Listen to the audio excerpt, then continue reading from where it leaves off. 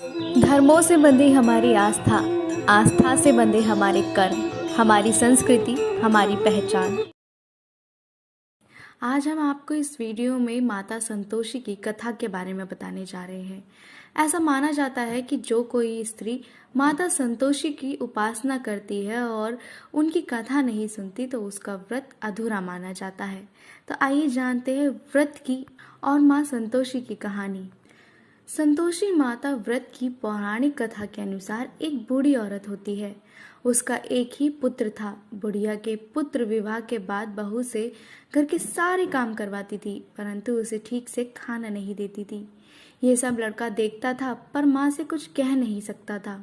बहू दिन भर काम में लगी रहती थी, उपले पाथती थी, रोटी चौका बर्तन कपड़े धोती थी। इसी से उसका सारा दिन बीत जाता था। काफी सोच विचार कर एक दिन लड़का माँ से बोला, माँ मैं परदेश जा रहा हूँ।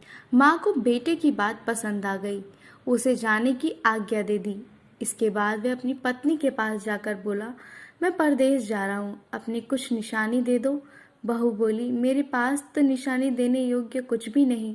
ये कहकर वह पति के चरणों में गिरने लगी और रोने लगी। इससे पति के जूतों पर गोबर से सने हाथों से छाप बन गई। पुत्र के जाने के बाद सास के बहू पर अत्याचार बढ़ गए। एक दिन बहू दुखी हो मंदिर चली गई। वहां उसने देखा कि बहुत सी स्त्रियां पूजा कर रही थीं। उसने स्त्रियों से व्रत के बारे में जानकारी ली तो वे बोली कि हम संतोषी माता का व्रत कर रही हैं। इससे सभी प्रकार के कष्ट दूर हो जाते हैं और पापों का नाश होता है। शुक्रवार को नहा धोकर एक लोटे में शुद्ध जल लें, गुड़ चने का प्रसाद लेना तथा सच्चे मन से माँ का पूजन करना चाहिए। खटाई भूलकर भी मत खाना, ना ही किसी को खाने के लिए देना। एक वक्त भोजन करना।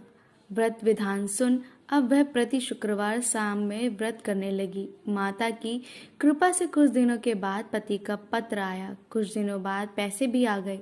उसने प्रसन्न मन से फिर व्रत किया तथा मंदिर में जा अन्य स्त्रियों से बोली, संतोषी माँ की कृपा से हमें पति का पत्र तथा रुपए आए हैं। अन्य सभी स्त्रियां भी श्रद्धा से व्रत करने लगी। बहू ने कहा, हे माँ, जब मेरी पति घर आ जाए तो मैं तुम्हारे व्रत का उद्यापन करूंगी।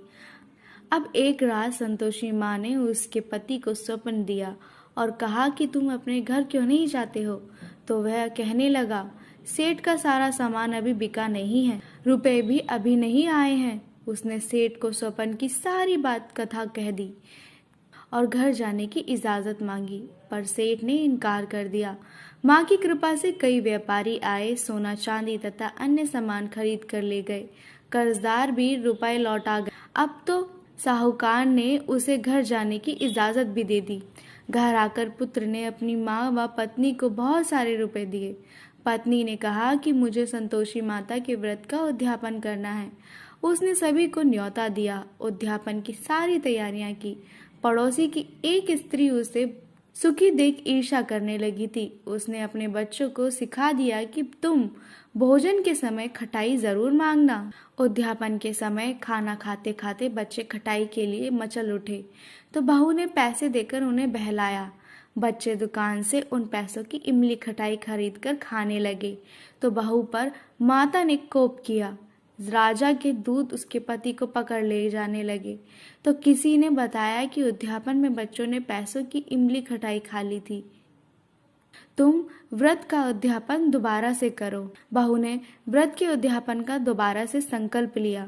संकल्प के बाद वह मंदिर से निकली तो राह में पति आता हुआ दिखाई दिया। पति बोला, इतना धन जो कमाया है उसका कर राजा ने मांगा था। अगले शुक्रवार को उसने फिर विधिवत व्रत का उद्यापन किया। इससे संतोषी माँ प्रसन्न हुई। 9 माह बाद चांद सा सुंदर पुत्र हुआ। अब सास बहू तथा बेटा माँ की कृपा से आनंद से रहने लगे।